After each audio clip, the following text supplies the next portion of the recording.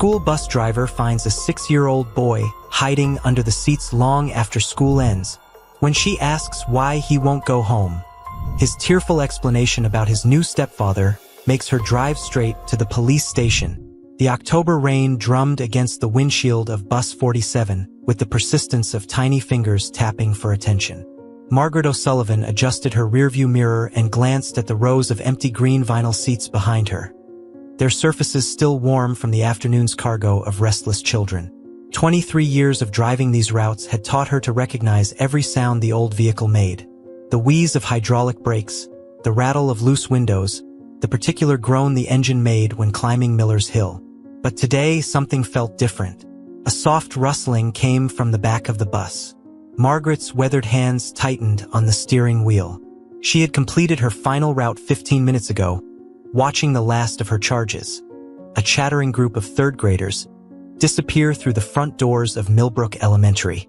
The parking lot now stood empty except for a few teachers' cars and the maintenance truck that Jacob Williams used to collect forgotten lunchboxes and lost mittens.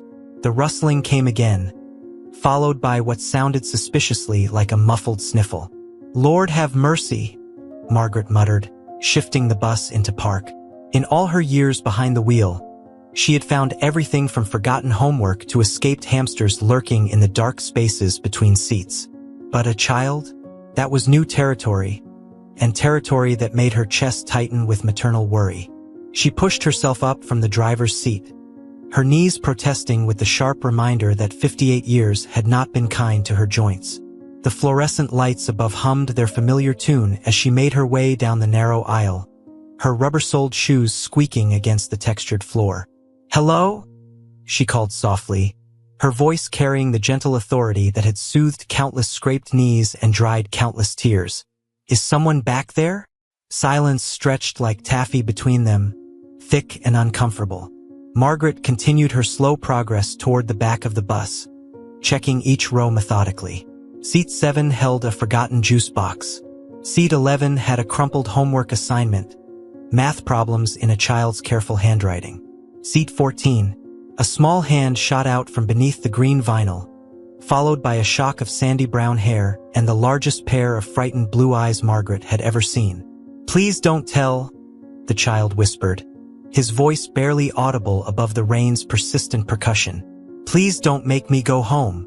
Margaret's heart performed a complicated dance in her chest, part relief that she had found him, part terror at the implications of his words. She crouched down beside seat 14, bringing herself to the child's eye level. The boy couldn't have been more than 6 or 7, with the kind of round cheeks that suggested he had not yet lost all his baby fat. His clothes were expensive, a navy blue polo shirt that probably cost more than Margaret spent on groceries in a week, and khaki pants with creases sharp enough to cut paper.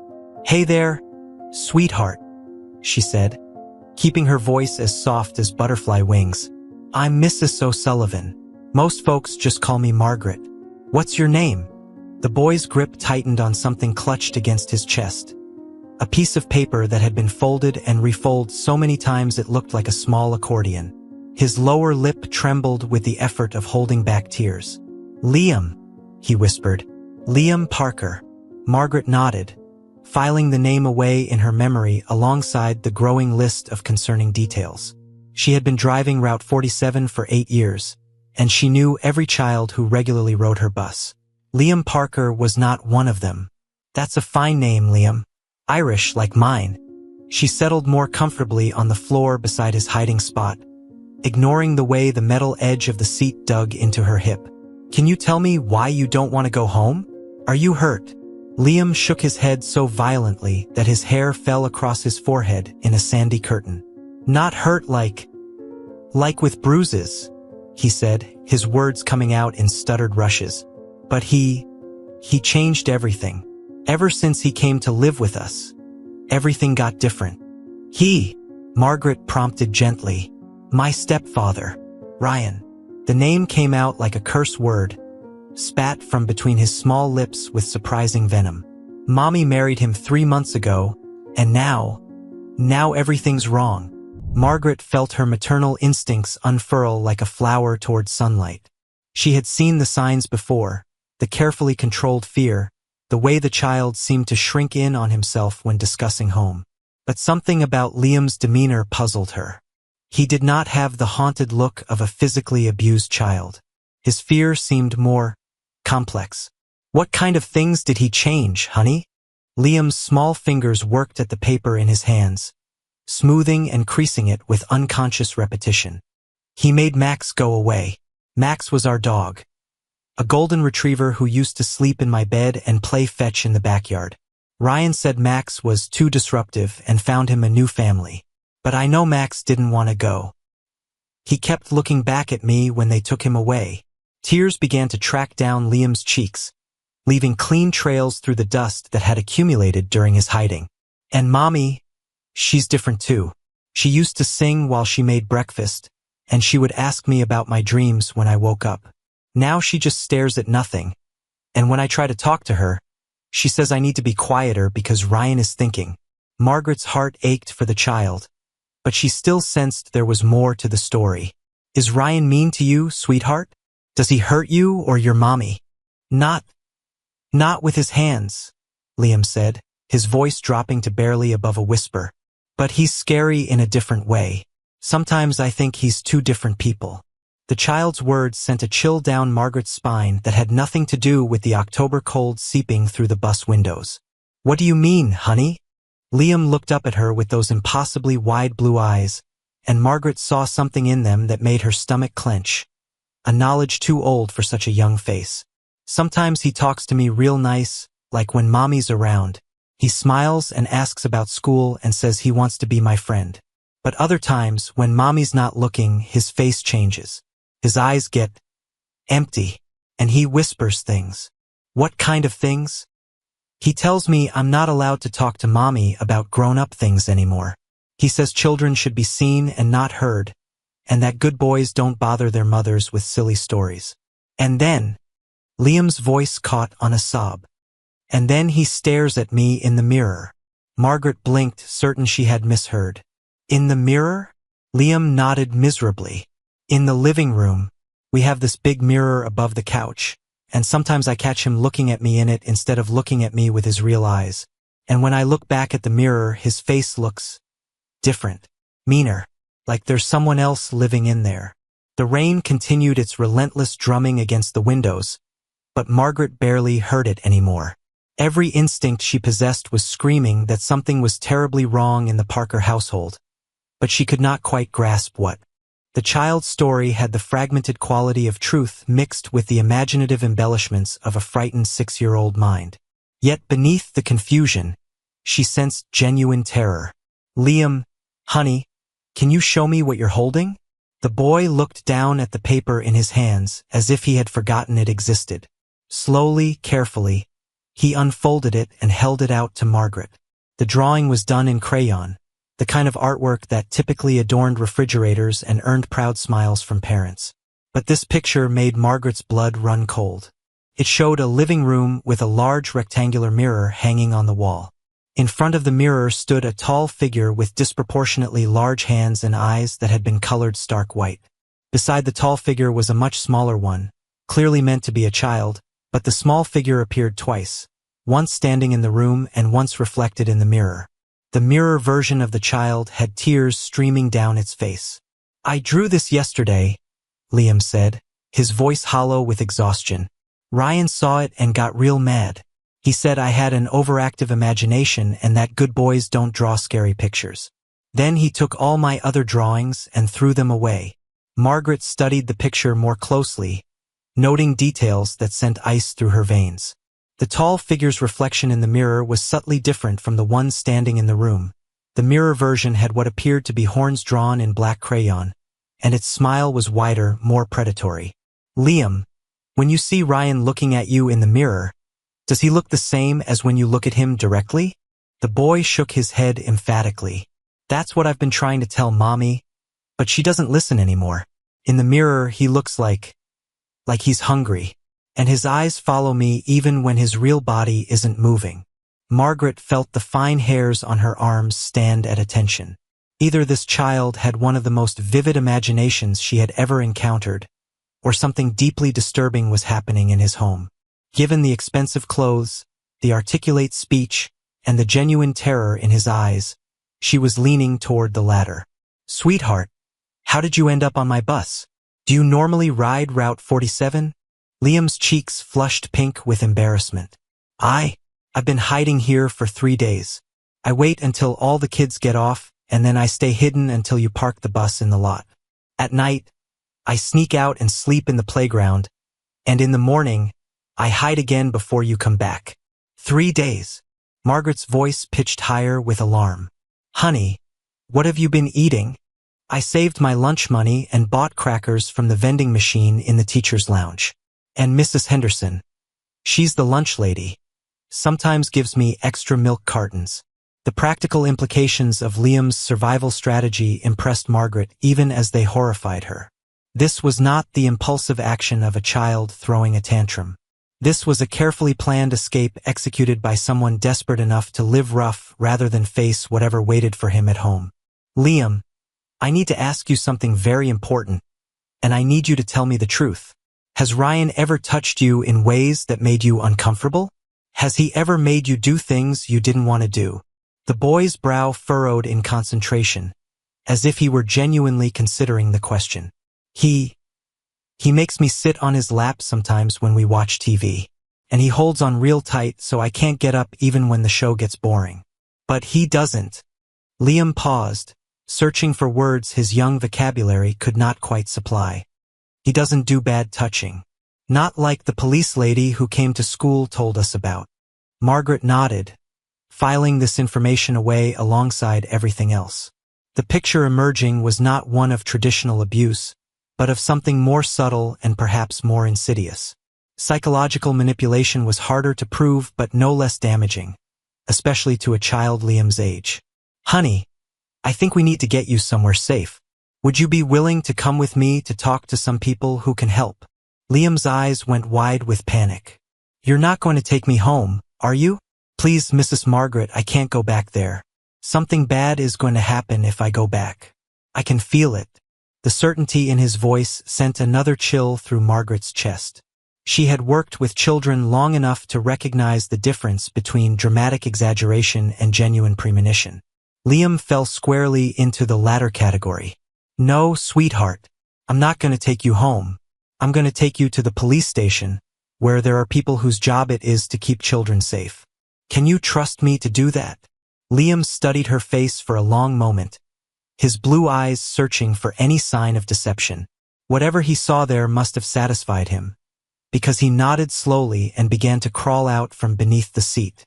As Margaret helped him to his feet, she noticed that his hands were shaking, not with cold, but with the fine tremor of someone who had been living on adrenaline and fear for far too long. She wanted to wrap him in her arms and promise that everything would be all right, but 23 years of dealing with difficult situations had taught her not to make promises she might not be able to keep. "Can I bring my picture?" Liam asked, carefully refolding the drawing and clutching it to his chest. "Of course, honey. That picture might be very important." As they made their way toward the front of the bus, Margaret's mind raced through the logistics of what came next. She would need to call the authorities, file a report, and somehow convince them that a 6-year-old's fears about mirrors and personality changes constituted grounds for investigation. It would not be easy, especially without physical evidence of abuse. But as she looked down at Liam's small hand tucked trustingly into hers, Margaret knew she would move heaven and earth to keep him safe.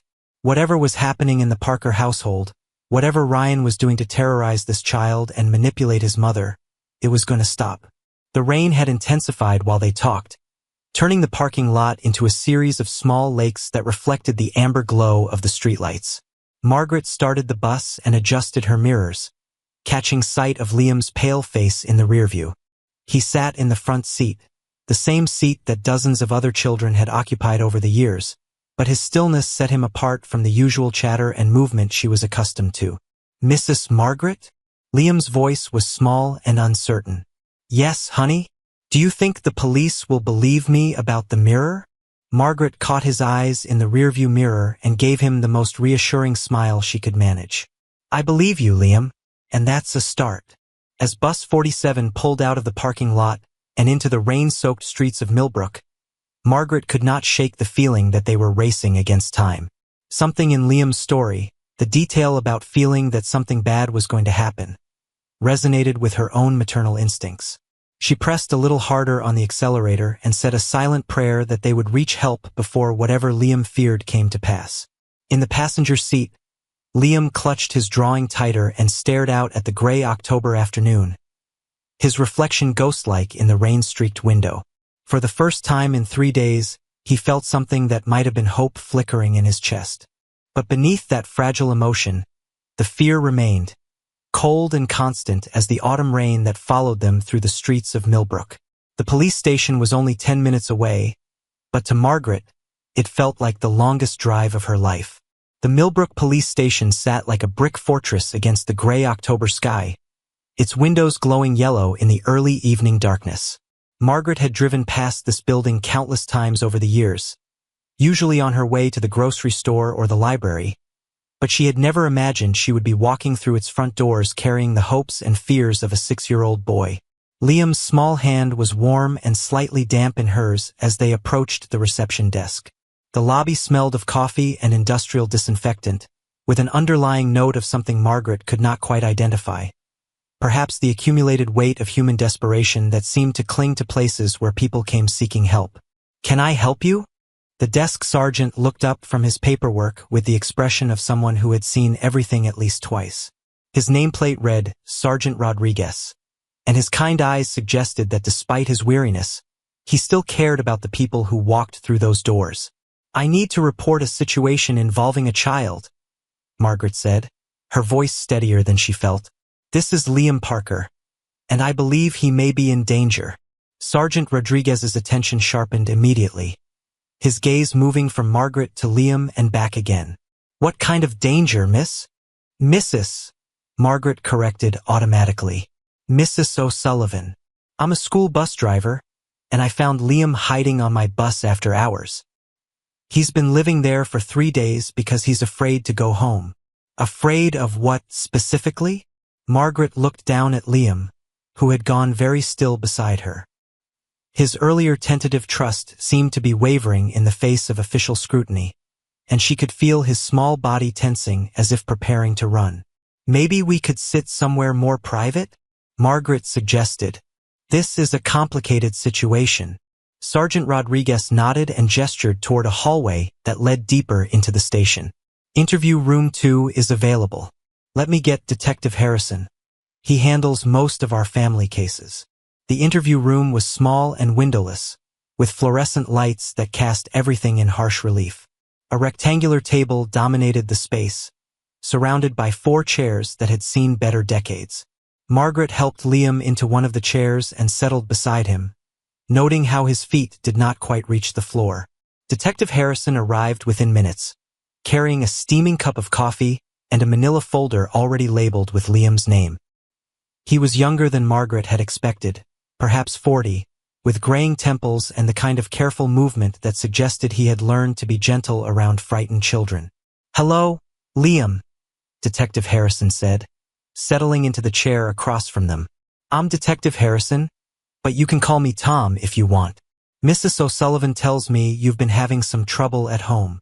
Liam nodded silently, his hands folded in his lap with the crumpled drawing hidden beneath his palms. "Can you tell me about that trouble?" "Take your time, there's no rush."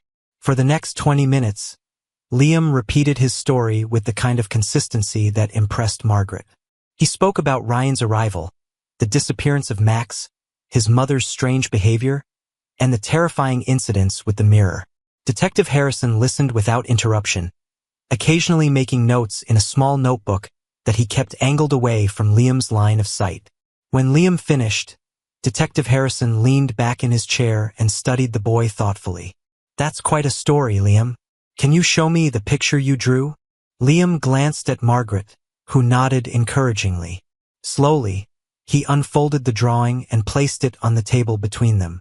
Detective Harrison examined it carefully, his expression unreadable. "This is very detailed artwork," he said finally. "You're quite an artist. Can you tell me more about what you see when you look at Ryan in the mirror?" "His face changes," Liam said, his voice barely above a whisper. In real life, he smiles and talks nice, especially when mommy's around. But in the mirror, he looks hungry and mean, like he's pretending to be nice, but he's really thinking bad things. Detective Harrison made another note. Has Ryan ever hurt you physically, Liam? Has he hit you or touched you in ways that made you uncomfortable? Not hit, Liam said carefully. But sometimes he grabs my shoulders real tight when he talks to me, and it leaves marks. And he makes me sit on his lap when we watch TV, even when I don't want to. He holds on so I can't get up. What about your mother? Does Ryan hurt her? Liam's face crumpled with confusion and sorrow. I don't think he hits her, but she's different now. She used to laugh and sing and make pancakes on Saturday mornings. Now she just stares at the wall and says she's tired all the time. And when I try to tell her about Ryan acting weird, she gets upset and says I'm making up stories. Margaret watched Detective Harrison's face carefully, trying to read his reaction to Liam's account. The detective's expression remained professionally neutral, but she thought she detected a flicker of concern in his eyes. Liam, I'm going to need to ask you to wait here with Mrs. O'Sullivan for a few minutes while I make some phone calls. Is that okay? Liam nodded, though Margaret could see fresh anxiety blooming in his small features. As soon as Detective Harrison left the room, Liam turned to her with wide, frightened eyes. He doesn't believe me, does he? About the mirror. I think he's trying to figure out the best way to help you, Margaret said carefully. Sometimes grown-ups need to follow certain rules before they can act, even when they want to help. What if they make me go home tonight? What if Ryan gets mad because I told? Margaret's heart ached at the terror in Liam's voice. I won't let them send you home if it's not safe, honey. I promise. It was a promise she hoped she could keep. Detective Harrison returned 15 minutes later, accompanied by a woman in her 30s with short auburn hair and kind eyes. She wore civilian clothes, but something about her bearing suggested law enforcement. Liam, this is Detective Walsh from our Special Victims Unit. She specializes in helping children, and she'd like to ask you a few more questions if that's okay. Detective Walsh settled into the chair next to Detective Harrison and smiled at Liam with genuine warmth. Hi there, Liam. I've heard you've been very brave talking about some difficult things. Can you tell me about the last time you remember feeling safe at home? Liam thought for a moment, his brow furrowed in concentration. Before Ryan came to live with us, Mommy and I used to have movie nights on Friday, and we'd make popcorn and watch cartoons.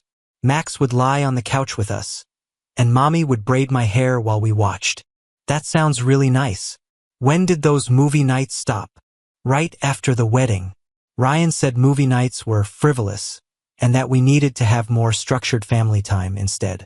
Now we sit in the living room after dinner and Ryan talks about his work while Mommy and I have to be quiet and listen. Detective Walsh made a note. What kind of work does Ryan do? He sells something. Insurance, I think. But he talks about it like it's the most important thing in the world. And he gets mad if I fidget or if Mommy asks questions. You mentioned that your mother seems different now. Can you give me an example? Liam's voice grew even smaller. She used to check on me at night. She'd come read me a story and make sure I wasn't scared of the dark. But Ryan said that was coddling, and that big boys don't need their mothers fussing over them. Now she just says good night from the doorway and leaves the light off. Margaret felt her anger building as she listened to the systematic way Ryan had dismantled every comfort and security in Liam's young life. It was psychological abuse, pure and simple, but she could see from Detective Harrison's expression that proving it would be challenging. Liam, I need to ask you something that might be hard to answer, Detective Walsh said gently. Do you think it's possible that what you're seeing in the mirror might be your imagination? Sometimes when we're scared, our minds can play tricks on us. Liam's reaction was immediate and emphatic. It's not my imagination. I know what I saw. Ryan has two faces, a pretend one and a real one, and the real one is scary. Okay, Detective Walsh said soothingly. I believe that you saw something that frightened you. Can you tell me if anyone else has noticed that Ryan acts differently sometimes? Liam shook his head miserably. He's real careful. He only lets the scary face show when it's just me, or when Mommy's not really paying attention. But I think I think Mommy knows something's wrong. She just doesn't want to admit it. Detective Harrison cleared his throat. Liam, we're going to need to contact your mother and let her know where you are. She's probably very worried about you. The effect of these words on Liam was immediate and devastating. His face went chalk white, and his small body began to tremble. No, please don't. If you call her, Ryan will know I told, and he'll what, honey? Detective Walsh prompted gently. I don't know exactly, but he told me that boys who tell lies about their families get sent away to places where nobody ever finds them again. He said it real quiet, when Mommy was in the bathroom, and his eyes looked just like they do in the mirror. Margaret felt sick. Whether Ryan's threat was real or psychological manipulation designed to keep Liam silent, the effect on the child was undeniable. He was genuinely terrified of the consequences of speaking out. What if we bring your mother here instead of sending you home? Detective Harrison suggested. That way you'd be safe and we could all talk together. Liam considered this for a moment, then nodded reluctantly. But what if she doesn't believe me? What if she takes Ryan's side? It was a question that cut to the heart of every child abuse case, and Margaret could see that both detectives understood its implications. A child's safety often depended on a parent's willingness to believe and protect them, even when doing so meant acknowledging painful truths about someone they loved. We'll cross that bridge when we come to it, Detective Walsh said. For now, why don't we get you something to eat? I bet you're hungry after 3 days of crackers and milk. As if summoned by her words, Liam's stomach growled audibly, bringing the first genuine smile Margaret had seen from him since their conversation began. Detective Harrison stood up.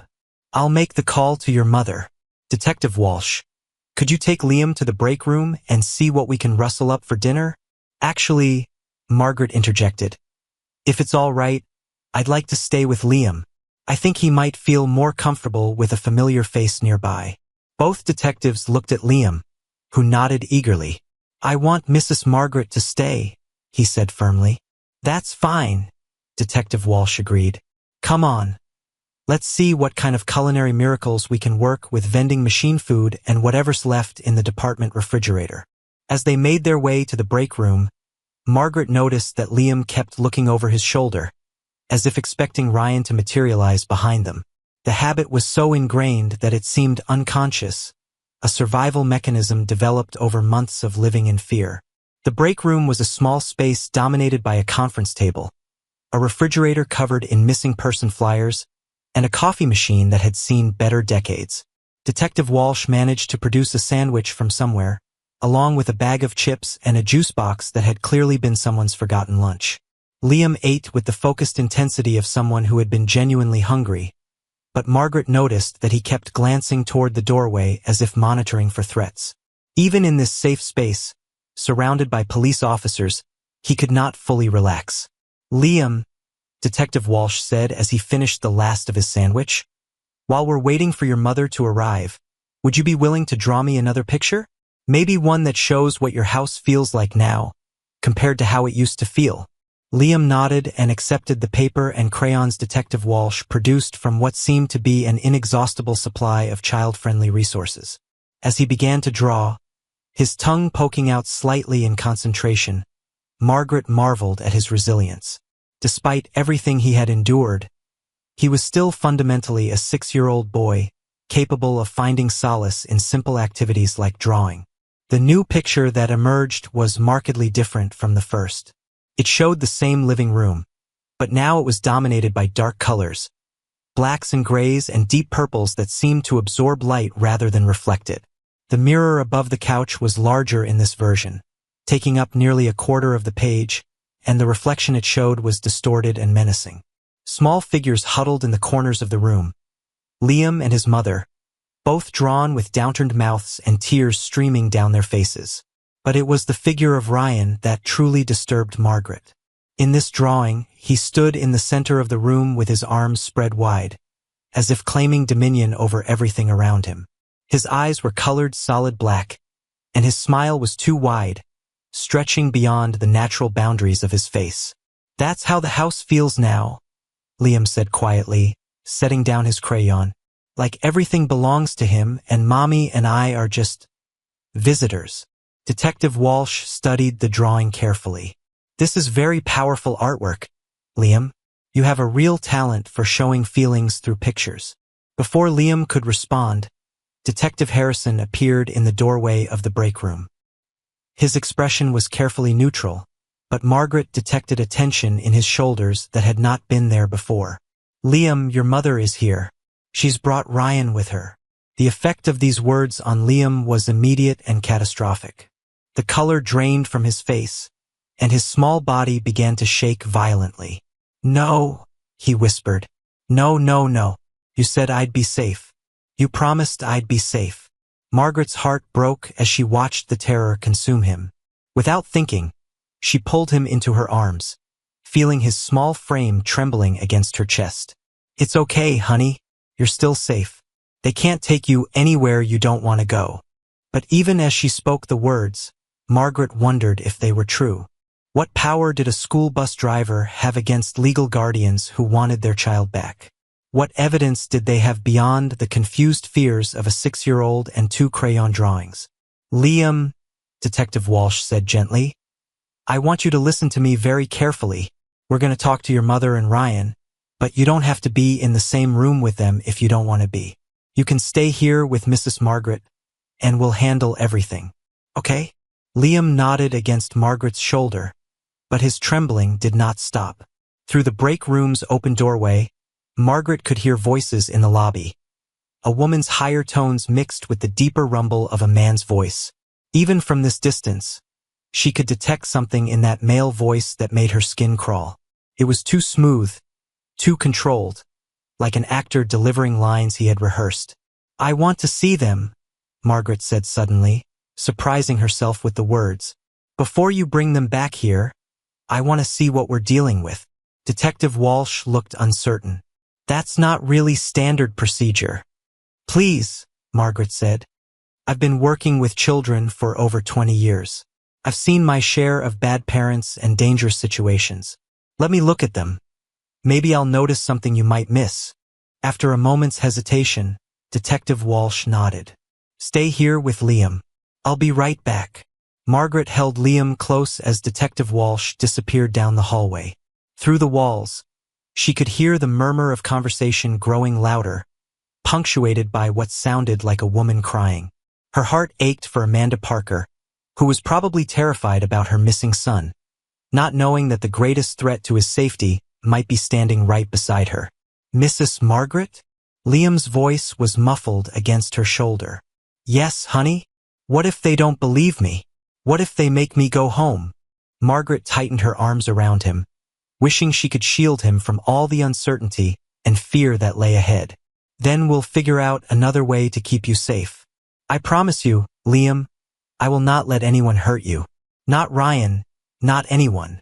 It was a promise that might be impossible to keep. But as Margaret looked down at the frightened child in her arms and thought about the evil that might be masquerading as love in his home, she knew she would die trying to protect him. In the distance, the voices in the lobby grew louder, and Margaret steeled herself for whatever was coming. The real battle for Liam's safety was about to begin. Margaret had seen many faces of evil in her 58 years. The drunk driver who had killed her neighbor's teenage daughter, the teacher who had been caught embezzling funds meant for school supplies, the husband who had left bruises hidden beneath his wife's makeup. But none of them had prepared her for Ryan Mitchell. He sat in the police station lobby like a man attending a business meeting, his posture erect but relaxed, his hands folded calmly in his lap.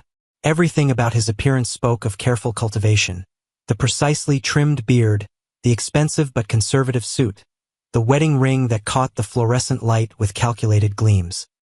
He was handsome in an unremarkable way, the kind of man who would blend seamlessly into any crowd, forgettable except for the intensity of his attention when he spoke.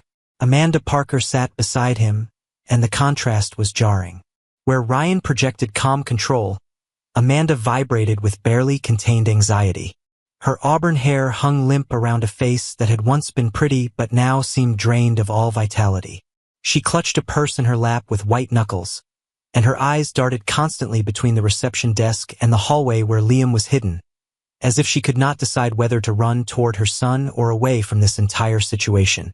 "That's them," Detective Walsh murmured, standing beside Margaret in the doorway where they could observe without being seen. "What do you think?"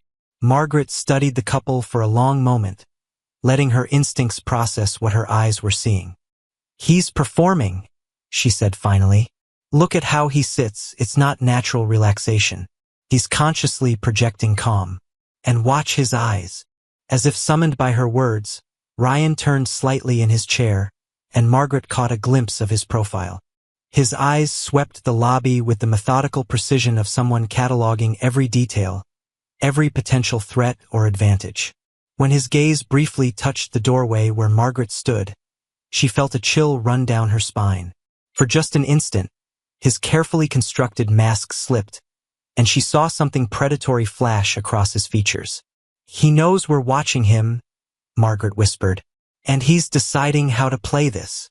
Amanda, meanwhile, seemed oblivious to anything beyond her own anguish.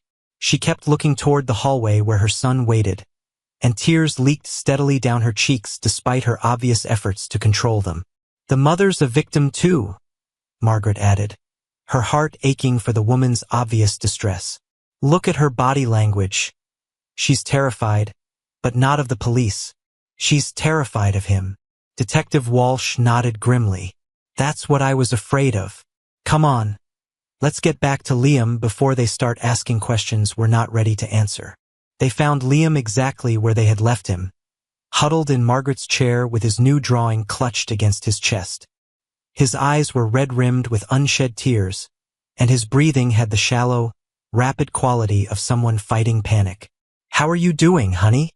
Margaret asked, settling beside him and placing a gentle hand on his shoulder. "I can feel him," Liam whispered. "Even through the walls, I can feel him looking for me. He knows I told." The certainty in his voice sent another chill through Margaret.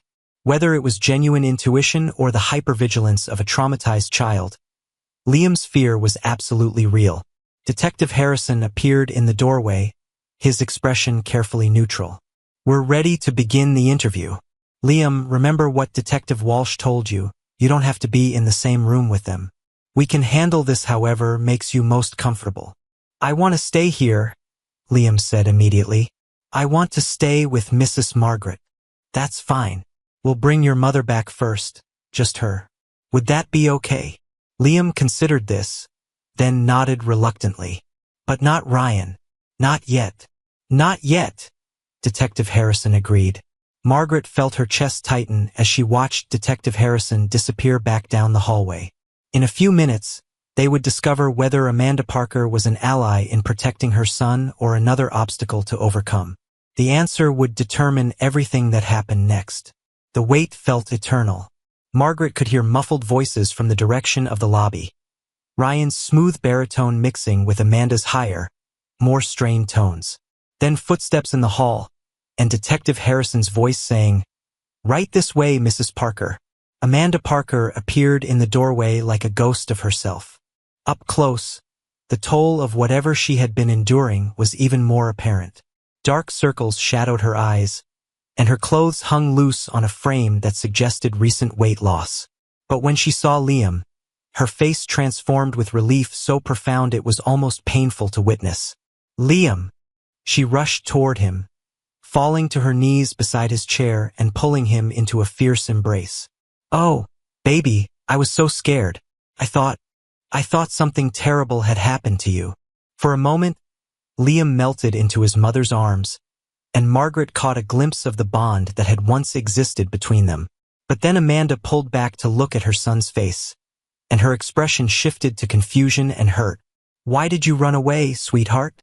Why didn't you come to me if something was wrong?" The questions hung in the air like accusation, and Margaret watched Liam's face close off as surely as if a door had slammed shut. The brief moment of connection was gone, replaced by the careful wariness of a child who had learned not to trust even those who should love him most. "Mrs. Parker," Detective Walsh said gently, settling into the chair across from them, "we need to talk about some concerns Liam has raised about his home environment." Amanda's back straightened defensively. "What kind of concerns?" Liam has always had a very active imagination. Sometimes he gets confused about, Mom. Liam's voice was quiet but firm, cutting through her explanation. I told them about Ryan, about how he's different when you're not looking. The effect of his words on Amanda was immediate and devastating. Her face went pale, and her hands began to tremble. For a long moment, she stared at her son in silence, and Margaret could almost see the internal battle playing out behind her eyes. Liam, honey, Ryan loves us both very much. He's trying to build a family with us, and sometimes that means making changes. He made Max go away. Liam interrupted, his voice growing stronger. He said Max was too much trouble, but Max wasn't trouble. Max was my friend. Amanda's composure cracked slightly. The dog was. It was expensive to care for, and Ryan thought. He watches me in the mirror, Mom. When you're not in the room, his face changes, and he gets this look like he wants to hurt me. That's not. Liam, you know that's not possible. People don't change in mirrors. That's just your imagination. But Margaret could see the doubt creeping into Amanda's voice, the way her certainty wavered as she spoke. Somewhere deep down, she knew her son was telling the truth. Detective Walsh leaned forward slightly. Mrs. Parker, has your husband ever displayed any concerning behavior toward Liam? Any signs of anger or inappropriate discipline?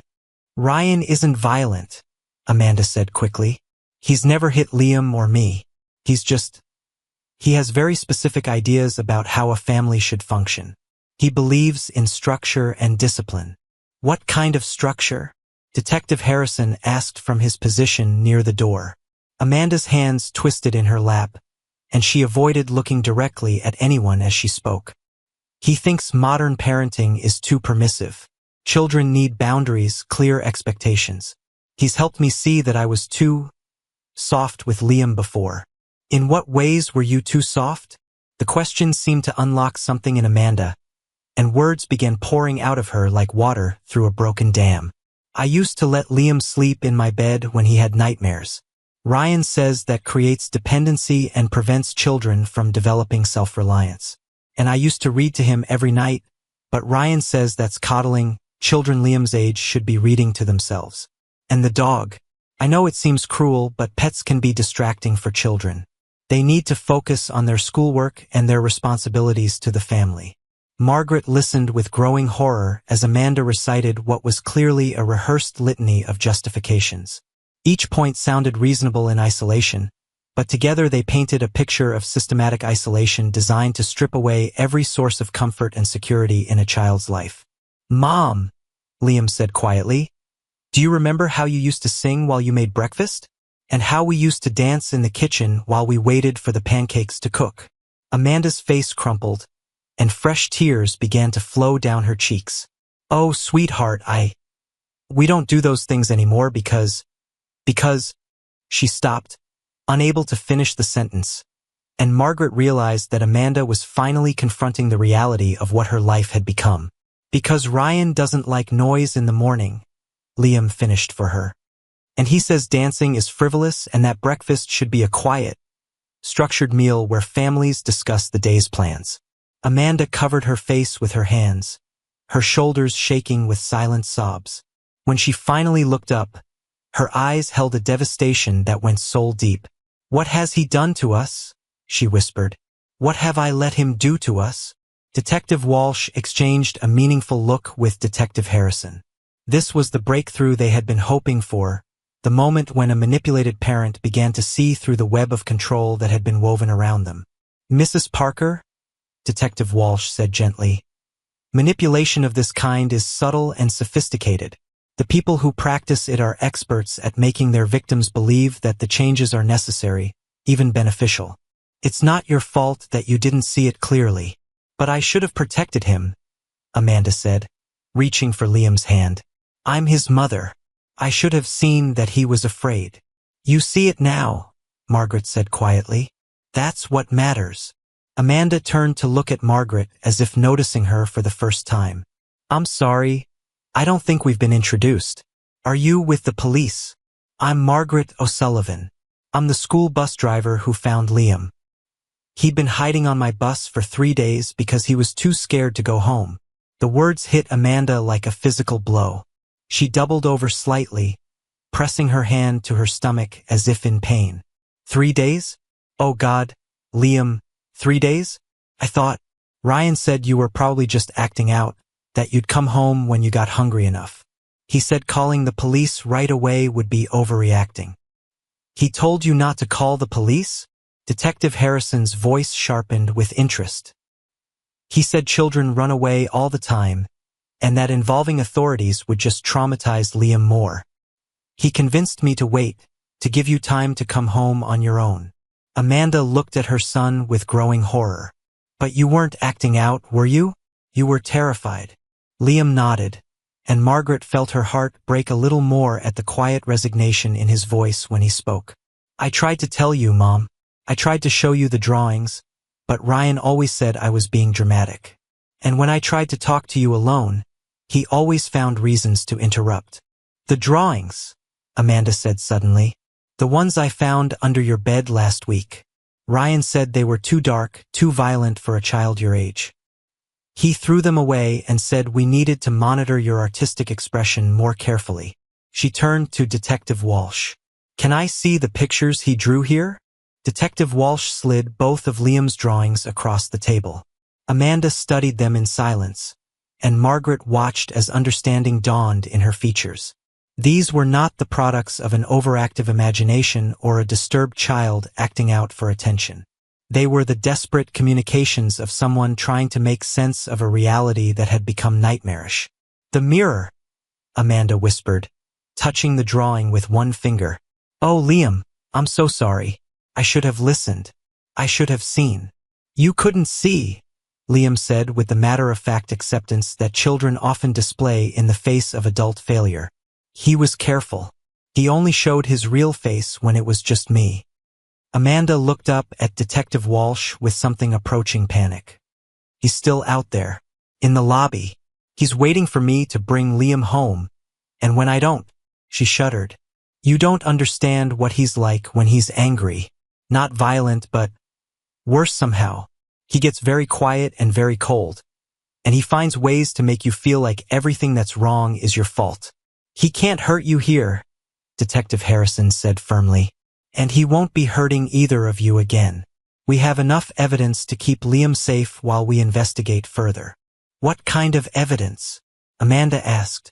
Your son's testimony, corroborated by his artwork and his behavior. The fact that he was so afraid he chose to live on a school bus rather than go home. Your own admission that your family dynamics have changed drastically since Ryan entered your lives. Detective Walsh paused. And we're going to dig into Ryan's background. Something tells me we're going to find that this isn't the first family he's inserted himself into. Amanda's eyes widened.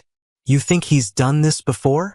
People don't develop these kinds of sophisticated manipulation techniques overnight, Detective Harrison said. The systematic way he's isolated both you and Liam, the careful cultivation of his public persona, the psychological techniques he's using, this suggests experience. But how could I have been so blind? Amanda's voice broke on the words. How could I have let him convince me that isolating my son was in his best interest? Margaret leaned forward, her voice gentle but firm. Because he's a predator, honey. And predators are experts at finding people who are vulnerable and exploiting their deepest needs and fears. You were a single mother trying to provide stability for your son. He offered you everything you thought you wanted: security, partnership, a father figure for Liam. How could you have known his real intentions? But the signs were there, Amanda said. The way Liam started withdrawing, the nightmares that got worse after the wedding, the way he flinched whenever Ryan raised his voice. I told myself it was just adjustment difficulties, that Liam would get used to having a stepfather. But deep down, I knew something was wrong. I was so afraid of being alone again. That's exactly what he was counting on, Detective Walsh said. People like Ryan are skilled at identifying and exploiting those fears. They make their victims believe that questioning the relationship means losing everything they've gained. Amanda looked at Liam, her face etched with guilt and sorrow. Can you ever forgive me, baby? For not protecting you, for not listening when you tried to tell me. Liam studied his mother's face for a long moment, and Margaret held her breath, waiting for his response. So much depended on whether this relationship could be salvaged, whether the bond between mother and child was strong enough to survive the damage Ryan had inflicted. "I forgive you, Mom," Liam said finally, "but I don't want to go home. Not while he's there. Not ever while he's there." "You won't have to," Amanda said firmly, and for the first time since she had entered the room, her voice carried real strength. "I promise you, Liam, he will never hurt you again. Whatever it takes, however hard it is, I will keep you safe." Detective Harrison cleared his throat. "We still need to interview Ryan, and we'll need to make arrangements for Liam's care while we investigate. Do you have family you could stay with Mrs. Parker? Somewhere Ryan doesn't have access." "My parents live in Hartford," Amanda said. "They never liked Ryan, never trusted him. They said there was something off about him, but I thought they were just being overprotective." She laughed bitterly. "I should have listened to them too." "We'll need their contact information," Detective Walsh said, "and we'll need you to think very carefully about any other signs you might have missed, any other incidents that seem suspicious in hindsight." Amanda nodded, then turned to Margaret. "Mrs. O'Sullivan, I don't know how to thank you. If you hadn't found Liam, if you hadn't believed him, any decent person would have done the same thing," Margaret said, but she felt a warm glow of satisfaction at having played a role in reuniting this mother and son. "The important thing is that Liam is safe now." "Is he, though?" Amanda asked, her voice dropping to a whisper. "Really safe? Because Ryan he's very smart, very persuasive. What if he convinces people that this is all a misunderstanding? What if he finds a way to get Liam back?" It was a question that had been nagging at Margaret as well. Ryan's carefully constructed facade was impressive, and without physical evidence of abuse, building a case against him would be challenging. But as she looked at Liam's drawings spread across the table, she felt a surge of determination. "Then we'll make sure everyone understands what those drawings really mean," she said firmly. "And we'll make sure the whole truth about Ryan Mitchell comes to light." Through the walls of the interview room, they could hear the murmur of voices from the lobby, and Margaret knew that Ryan was still out there, still waiting, still planning his next move. The battle for Liam's safety was far from over, but at least now they were no longer fighting it alone. Amanda had awakened from the spell that had been cast over her, and she was ready to fight for her son. It was a start, maybe not enough, but a start nonetheless. In the hallway outside, footsteps approached, and Detective Harrison straightened in his chair. "It's time," he said quietly. "Time to have a conversation with Ryan Mitchell." Margaret felt Liam tense beside her, and she placed a protective hand on his shoulder. Whatever came next, whatever Ryan tried to do to regain control of the situation, she would be here to help shield this family from his influence. The real confrontation was about to begin. Detective Harrison paused at the threshold of interview room 2, his hand resting on the doorframe as he looked back at the small group huddled around the conference table. Amanda sat with her arm protectively around Liam, her earlier fragility replaced by a fierce maternal determination that reminded Margaret of a lioness guarding her cub. Liam had stopped trembling, but his eyes remained fixed on the doorway as if expecting danger to materialize at any moment. "Remember," Detective Walsh said quietly, "Ryan doesn't know that Amanda has told us everything. As far as he's concerned, this is still a routine runaway situation that he can talk his way out of. Let's see how he handles that assumption." Margaret felt her stomach clench with anticipation. Everything they had learned pointed to Ryan as a master manipulator, someone skilled at presenting exactly the persona his audience expected to see. But manipulators relied on control, and right now, Ryan had no idea how completely that control had been shattered. "I want to watch," Amanda said suddenly, her voice steady but her hands shaking slightly. "I need to see him as he really is, not through the filter of whatever he did to my mind." Detective Walsh hesitated. "Mrs. Parker, that might not be advisable. If he sees you observing him, he can't hurt me anymore," Amanda interrupted. "And I need to understand. I need to see how he's going to try to lie his way out of this so I can recognize those techniques if he ever tries to use them again." After a moment's consideration, Detective Walsh nodded. There's an observation room with one-way glass. You can watch from there. But Liam stays here with Mrs. O'Sullivan. I don't want to see him, Liam said immediately. I don't ever want to see him again. Margaret tightened her protective grip on his shoulder. You don't have to, honey. You're safe here with me. As Amanda and Detective Walsh left for the observation room, Margaret found herself alone with Liam and Detective Harrison. The silence stretched between them, heavy with anticipation and dread. Mrs. Margaret? Liam's voice was small and uncertain. Yes, sweetheart. What if he tricks them? What if he makes them believe that I'm lying? Margaret looked down into those frightened blue eyes and felt her resolve harden into something unbreakable. Then we'll keep fighting until someone listens. I promise you, Liam. I will not let him take you back to that house. Detective Harrison's radio crackled to life. Harrison, we're bringing Mitchell back now. The detective straightened, his professional demeanor settling over him like armor. Here we go, he murmured, and Margaret heard both determination and apprehension in his voice. Through the thin walls, they could hear footsteps in the hallway, accompanied by the low murmur of voices. One of those voices belonged to Ryan Mitchell, and even muffled by distance and drywall, there was something in its cadence that made Margaret's skin crawl. It was too measured, too controlled, the voice of someone who had rehearsed every word before speaking it. Mrs. O'Sullivan, Detective Harrison said quietly, I want you to pay close attention to what you hear. Sometimes an outside perspective can catch things that we might miss. Margaret nodded, her reporter's instincts from her younger days awakening despite the decades that had passed since she had worked for the local newspaper. She positioned herself where she could see the hallway through the partially open door, while still maintaining her protective position next to Liam. The footsteps stopped outside interview room 1, directly across the hall. Margaret heard Detective Walsh's voice, professional and neutral. Mr. Mitchell, thank you for coming in. Please have a seat. Of course, Detective. Anything I can do to help find our boy. Ryan's voice carried perfectly through the thin walls, and Margaret felt Liam flinch beside her at the sound. Amanda and I have been beside ourselves with worry. 3 days is an eternity when your child is missing. Our boy, our child. The possessive pronouns made Margaret's jaw clench with anger. This man had terrorized a 6-year-old into choosing homelessness over returning to his house, and now he was claiming parental concern. Actually, Mr. Mitchell, Liam isn't missing anymore. We found him.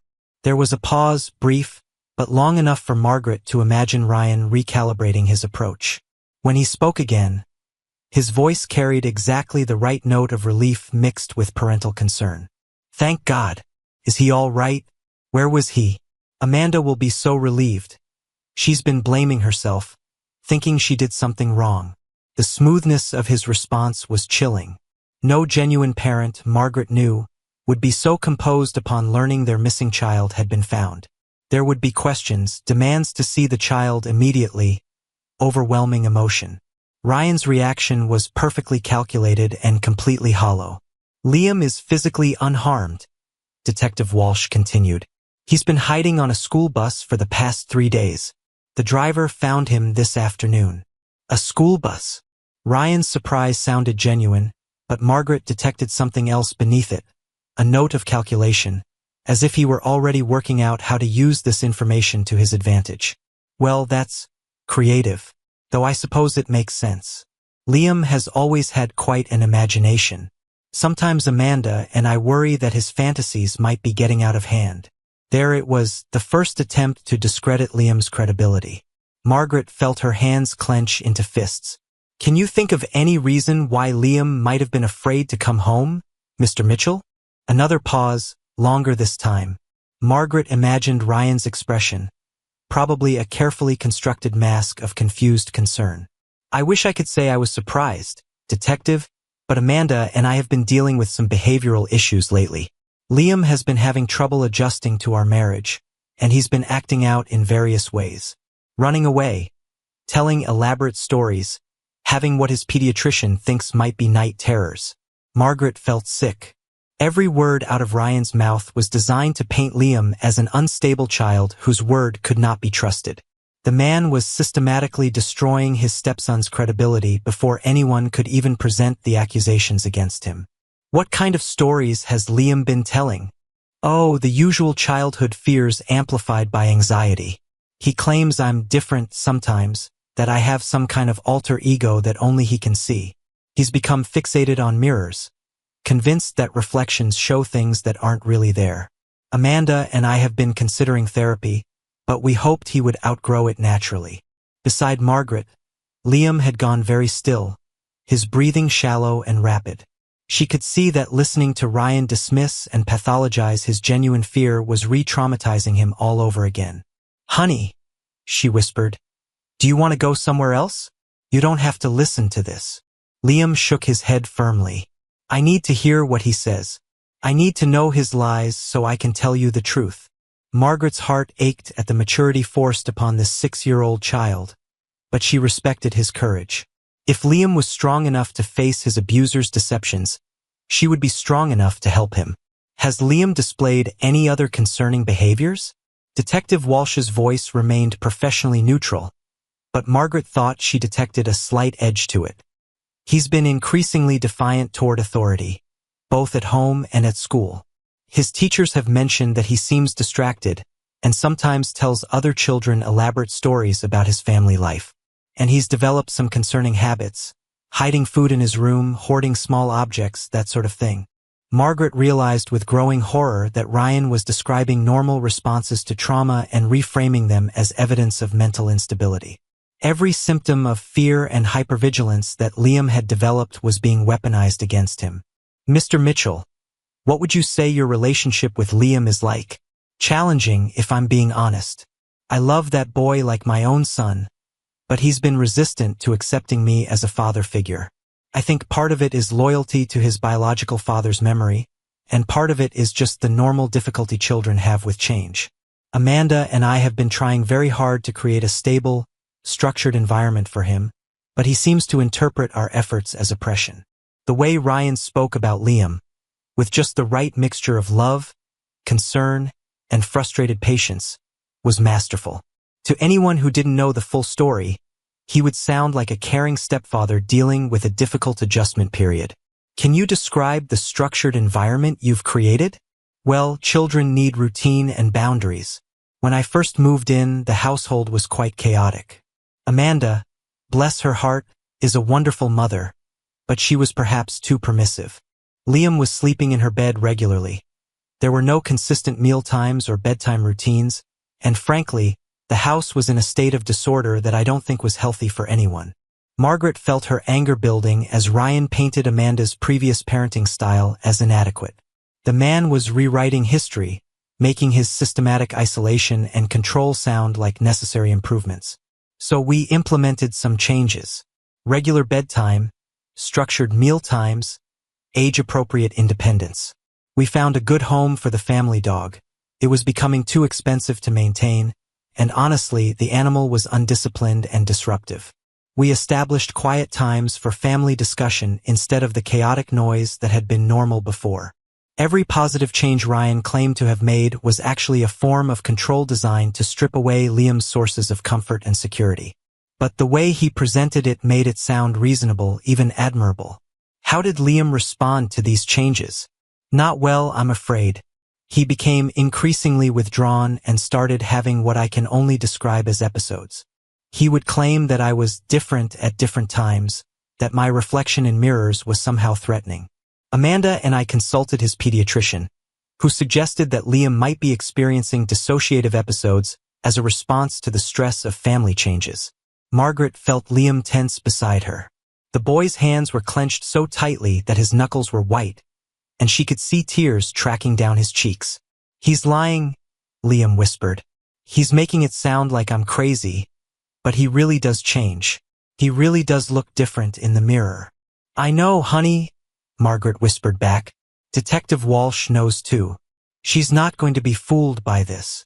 Through the wall, they could hear Detective Walsh's voice, still professionally neutral, but with a slight hardness that suggested Ryan's performance was not having the desired effect. Mr. Mitchell, can you think of any specific incident that might have triggered Liam's decision to run away?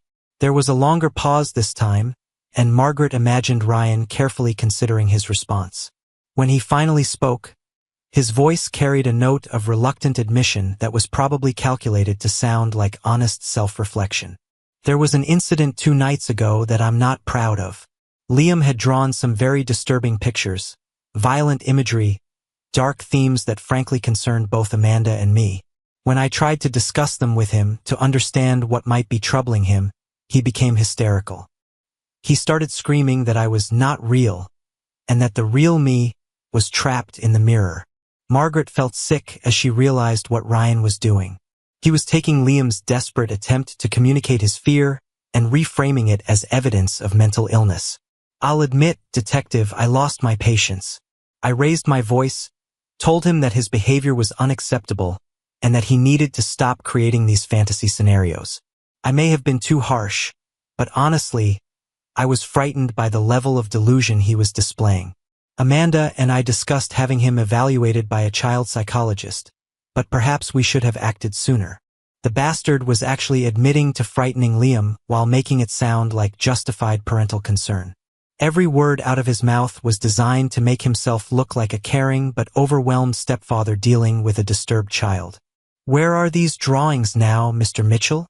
I disposed of them. In hindsight, perhaps I should have kept them to show to a mental health professional, but at the time I felt they were too disturbing to have in the house. They depicted violent scenarios, grotesque imagery that I felt was unhealthy for a 6-year-old to be creating.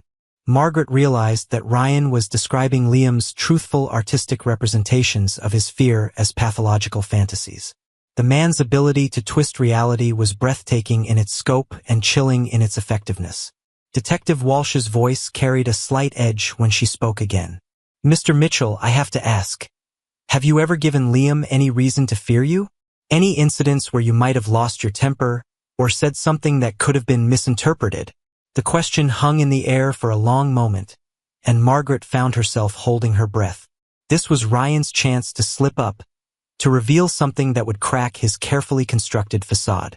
Detective, I won't pretend to be a perfect parent. Amanda and I are both learning how to blend our family, and there have been moments when I've been more stern than perhaps I should have been. But I have never, and would never harm that child in any way.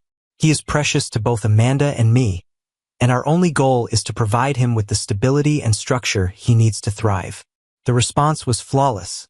Just enough humility to seem genuine, just enough concern to seem loving, and a complete denial of wrongdoing that still acknowledged the possibility of misunderstanding.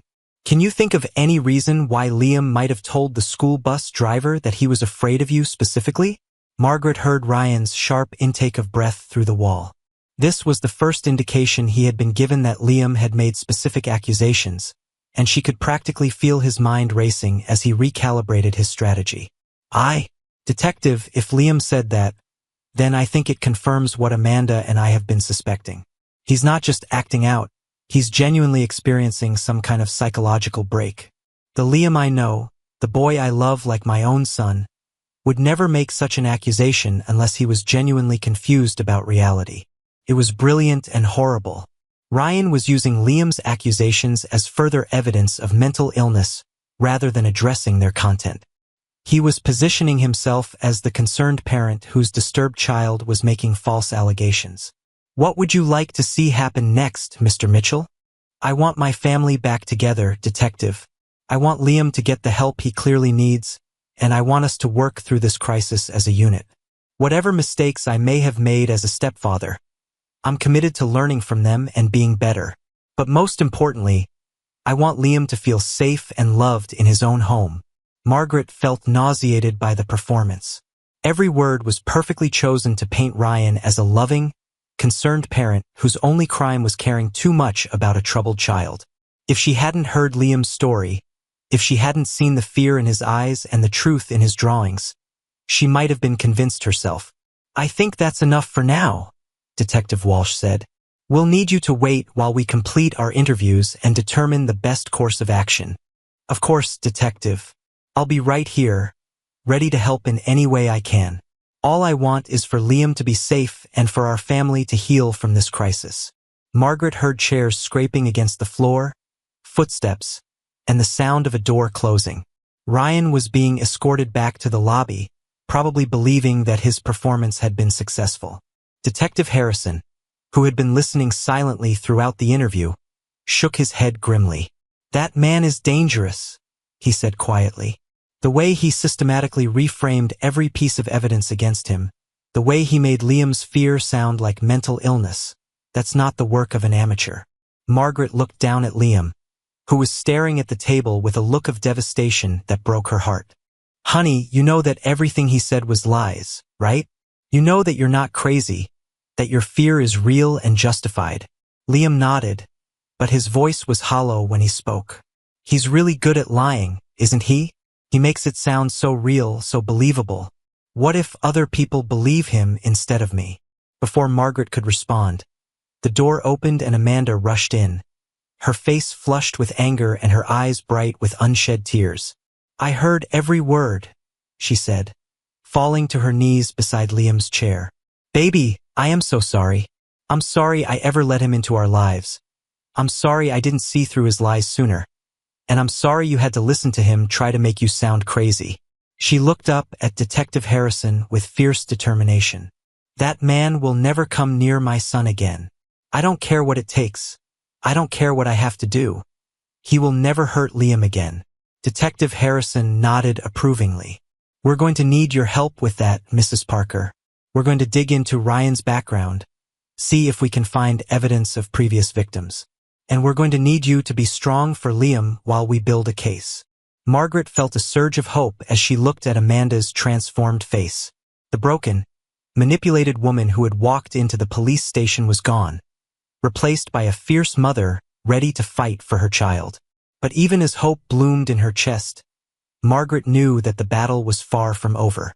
Ryan Mitchell was skilled, dangerous, and probably had contingency plans for exactly this situation. The real fight for Liam's safety was just beginning.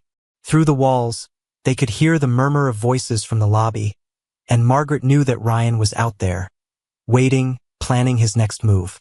But for the first time since this nightmare began, they were ready for him. The mask had fallen, and everyone had seen the monster beneath. The coffee in Detective Sarah Walsh's cup had long since gone cold, but she barely noticed as she stared at the computer screen displaying Ryan Mitchell's background check results. It was 3 in the morning, 6 hours since she had watched Ryan's masterful performance in Interview Room 1, and what she was discovering made her stomach turn with a mixture of rage and vindication. "Harrison," she called to her partner, who was hunched over his own computer at the desk across from hers. "You need to see this." Detective Tom Harrison pushed back from his screen, rubbing his tired eyes as he walked over to look at Walsh's monitor. The bullpen was nearly empty at this hour, lit only by the harsh glow of fluorescent lights and the blue screens of their computers. Outside, Millbrook slept peacefully, unaware that a predator had been moving among them for months. "What did you find?" Harrison asked, settling into the chair beside Walsh's desk. "Ryan Mitchell isn't Ryan Mitchell," Walsh said grimly. "At least not originally. His real name is Ryan Douglas Crawford, and this isn't his first rodeo." She clicked through several windows on her screen.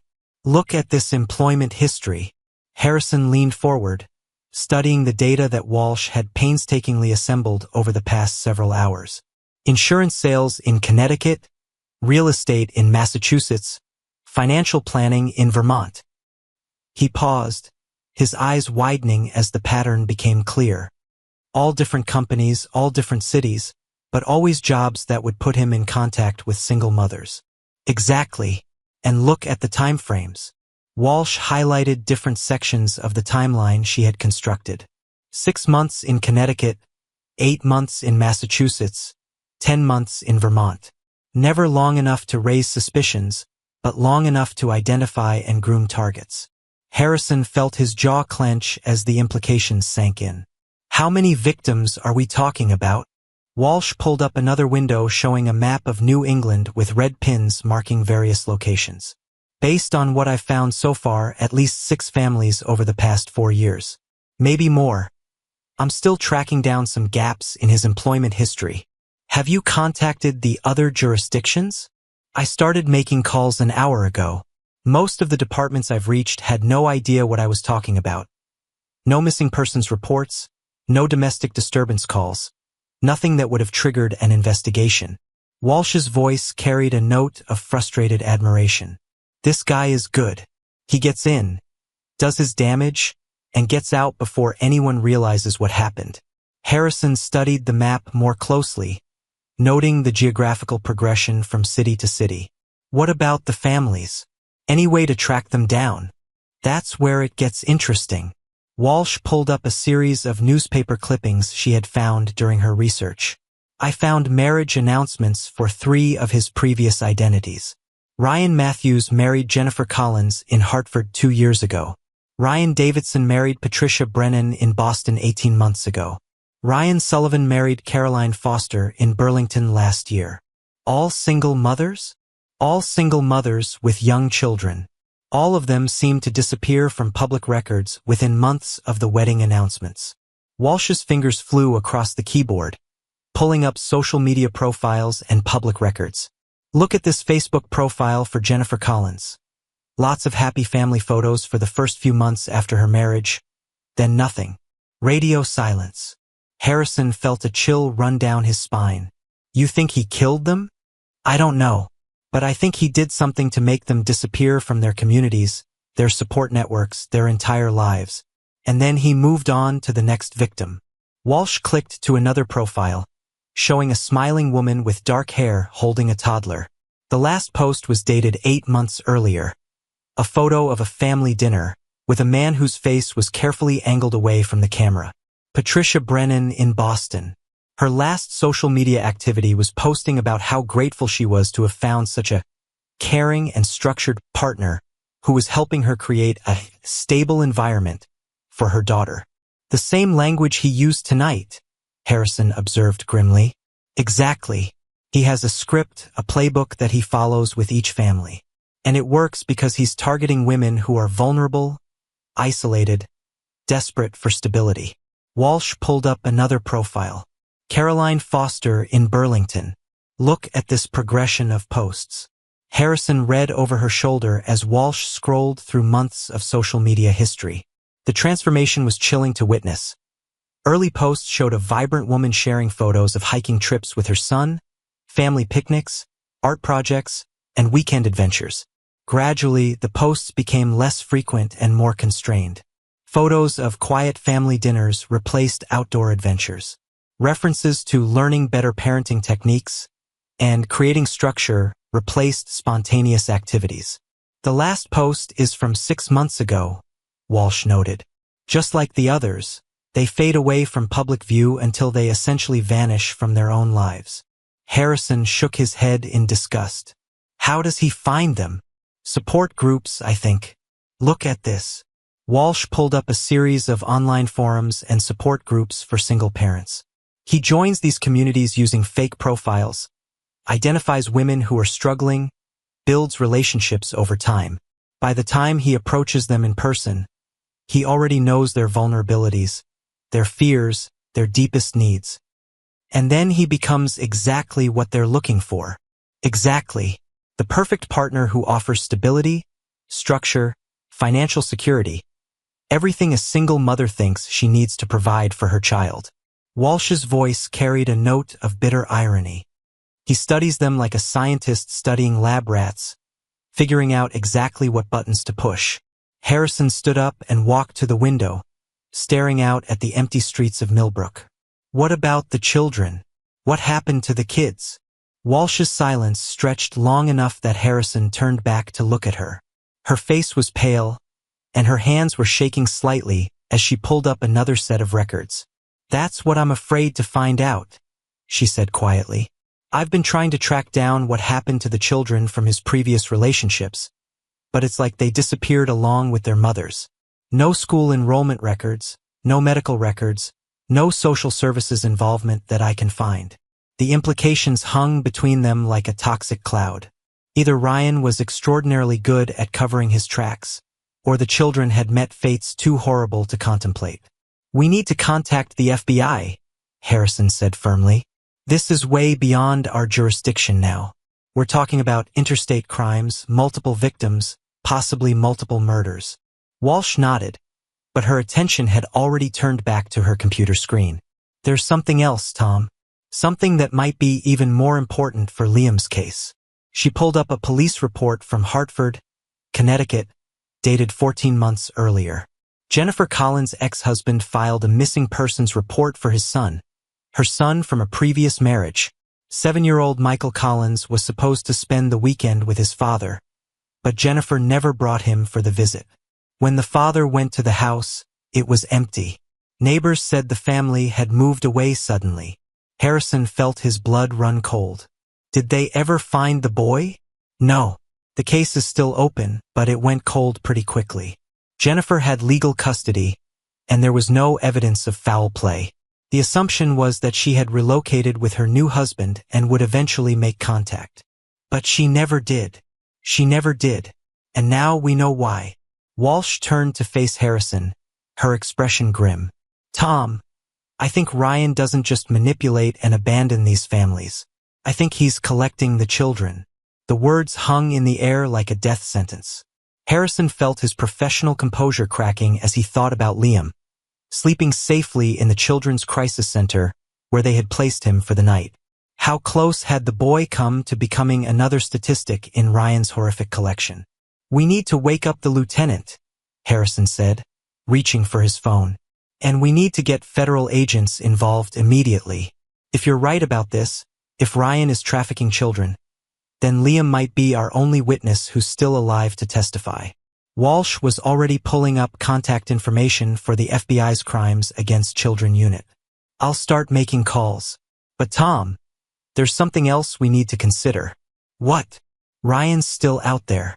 He doesn't know that we've uncovered his pattern, but he's smart enough to know that his performance tonight might not have been completely convincing. What if he decides to cut his losses and run?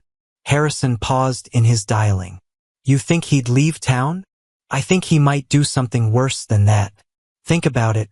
Amanda Parker is the first mother who's ever woken up to what he was doing. She's the first one who's chosen to protect her child instead of enabling him. That makes her incredibly dangerous to his operation. The implication was chilling. If Ryan felt threatened enough by Amanda's betrayal, he might decide to eliminate the threat permanently. We need protection details, Harrison said grimly. For Amanda, for Liam, even for Margaret O'Sullivan. If Ryan realizes how much they know, how much they can testify to. He didn't need to finish the sentence. They both understood the stakes now. Walsh's phone rang, interrupting their planning. She glanced at the caller ID and frowned. It's the night desk sergeant. Why would Rodriguez be calling at 3 in the morning? She answered the call, her expression growing increasingly concerned as she listened. When? How long ago? Did anyone see which direction he went? Harrison felt his stomach drop even before Walsh hung up the phone. Ryan's gone, she said grimly. Rodriguez just checked the lobby. He's not there. The desk log shows he signed out 20 minutes ago, claiming he was going home to get some rest and would return in the morning with a lawyer. Shit. Harrison was already moving toward his jacket. We need to get to Amanda and Liam now. If he's running, he might try to take them with him. Walsh was right behind him, grabbing her service weapon and badge. I'll call for backup to meet us at the crisis center. And Tom. Yeah. Pray we're not too late. As they rushed toward the exit, Walsh's computer screen still glowed with the evidence of Ryan Crawford's horrific pattern. Photos of missing children stared out from the monitor. Michael Collins, age 7, missing for 14 months. Sarah Davidson, age 5, last seen with her mother in Boston. Kevin Foster, age 8, vanished along with his mother from Burlington. All of them approximately the same age as Liam Parker. All of them taken by a monster who wore the mask of a loving stepfather. The race to save Liam had begun, and Detective Walsh could only hope they weren't already too late. Outside, the October night had turned cold and still, as if the town itself was holding its breath in anticipation of what was to come. In a crisis center across town, Liam slept fitfully, his dreams filled with mirrors and white eyes and hands that reached for him from the darkness. He was about to discover that some nightmares followed you into the waking world, and that sometimes the monsters were more real than anyone wanted to believe. Margaret O'Sullivan sat in her small apartment, unable to sleep, staring at the phone she had placed on her nightstand. Something was wrong. She could feel it in her bones, a certainty born of 58 years of trusting her instincts. Outside her window, a dark sedan cruised slowly down her street, its headlights cutting through the darkness like searching eyes. The real battle for Liam's soul was about to begin.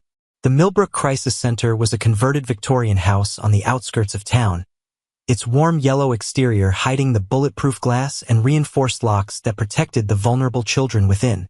At 3:47 a.m., the building sat quietly in the darkness, its few security lights casting long shadows across the empty parking lot. Inside, Liam Parker lay awake in a small bed, staring at the ceiling and listening to the unfamiliar sounds of the old house settling around him. Despite the exhaustion that had overwhelmed him during the drive from the police station, sleep remained elusive. Every creak of floorboards, every whisper of wind against the windows, every distant car engine made him tense with fear. The room was nicer than he had expected. There were cheerful posters on the walls, a small desk with crayons and paper, and a stuffed bear that the night supervisor had offered him. But nothing could quiet the voice in his head that whispered Ryan was still out there, still looking for him, still planning something terrible. A soft knock on his door made him sit up sharply. "Liam? Are you awake, honey?" It was Mrs. Henderson, the night supervisor, a kind woman with gray hair and gentle eyes who had made him hot chocolate when he arrived. She pushed the door open slightly, letting light from the hallway spill into his room. "I can't sleep," Liam admitted, his voice small in the darkness. "I know, sweetheart. Sometimes our minds won't let us rest when we've been through something scary." She stepped into the room, carrying a cup of warm milk. "I thought this might help." Liam accepted the cup gratefully, wrapping his small hands around its warmth. "Mrs. Henderson, do you think the police will keep Ryan away from me?" The woman's expression grew troubled, and Liam caught the flicker of concern she tried to hide. "The police are very good at protecting children, Liam. Detective Walsh promised me personally that you would be safe here." But even as she spoke the reassuring words, Mrs. Henderson found herself thinking about the unusual security check she had received an hour earlier. The voice on the phone had claimed to be from the police department, asking detailed questions about their security procedures, the number of staff on duty, and the location of emergency exits. She had answered the questions. They had seemed legitimate at the time, but now, looking at Liam's frightened face, she felt a growing unease. Outside in the parking lot, a dark sedan sat with its engine running, its occupant watching the building with the patience of a predator waiting for the perfect moment to strike. Ryan Crawford had always been meticulous in his planning, and tonight would be no exception. After all, he had investments to protect, and loose ends to tie up. The game was far from over.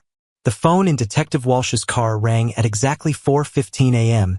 as she and Harrison raced through the empty streets toward the crisis center. The caller ID showed Margaret O'Sullivan's number, and Walsh's heart skipped a beat as she answered. "Detective Walsh? I'm sorry to call so late, but something's wrong." Margaret's voice was tight with tension. "There's a car that's been driving past my apartment for the last hour. Same car, same pattern. And I just saw it turn toward Elm Street." "Elm Street leads to the crisis center," Harrison said grimly, pressing harder on the accelerator. "Mrs. O'Sullivan, I need you to listen very carefully," Walsh said, her training taking over despite the fear clawing at her chest. "Do not leave your apartment. Lock your doors, turn off your lights, and stay away from the windows. We're sending a patrol car to you right now." "It's him, isn't it? Ryan. He's going after Liam." Walsh couldn't lie to the woman who had saved Liam's life. "We think so, but we're going to stop him." As Walsh ended the call and radioed for backup, Harrison took the final turn onto Elm Street. The Millbrook Crisis Center sat ahead of them, its familiar yellow exterior now looking ominous in the pre-dawn darkness. Harrison killed the headlights and pulled to the curb 2 blocks away. "There," Walsh whispered, pointing to a dark sedan parked in the shadow of an oak tree across from the crisis center. That's got to be him. They watched in tense silence as a figure emerged from the sedan, tall, well-dressed, moving with the confident stride of someone who belonged exactly where he was. Ryan Crawford had traded his expensive suit for dark clothing, but his posture remained perfectly controlled, perfectly calculated. He's got something in his hand, Harrison observed, reaching for his binoculars. Walsh felt her blood turn to ice as she recognized the object. Lockpick set, professional grade. She was already calling for additional backup, her voice urgent but controlled. All units, we have a Code 3 situation at the Millbrook Crisis Center. Suspect is attempting to breach the building. Armed backup requested immediately. Ryan had reached the front door of the crisis center and was working on the lock with practiced efficiency. In the building's dim interior, they could see the night supervisor moving through the hallway, completely unaware of the danger approaching. We can't wait for backup, Harrison said, checking his service weapon. If he gets inside. They moved quickly but carefully across the street, using parked cars and trees for cover. Ryan was so focused on his work that he didn't notice their approach until Walsh's voice cut through the silence like a blade. Ryan Crawford. Step away from the door and put your hands where I can see them. Ryan froze for exactly 3 seconds, long enough for Walsh to see his mind calculating distances, escape routes, and alternatives. Then he slowly turned to face them, and in the glow of the security lights, they got their first clear look at the man behind the mask. Gone was the carefully constructed persona of the concerned stepfather. Ryan's face was cold and empty, his eyes holding the flat, predatory stare of someone who viewed other human beings as objects to be used and discarded. This was the face that Liam had seen in the mirror, the real Ryan that existed beneath all the performances. Detectives, he said, his voice still carrying that unnaturally smooth quality. I was just checking on my son. Surely a father has the right to ensure his child's well-being. Your son. Walsh's voice carried steel. Ryan, we know who you are. We know about Jennifer Collins and Michael. We know about Patricia Brennan and Sarah. We know about Caroline Foster and Kevin. For the first time since they had encountered him, Ryan's composure cracked. His eyes widened slightly, and Walsh caught a glimpse of genuine surprise before the mask slammed back into place. I don't know what you're talking about, detective. Those names mean nothing to me. Really?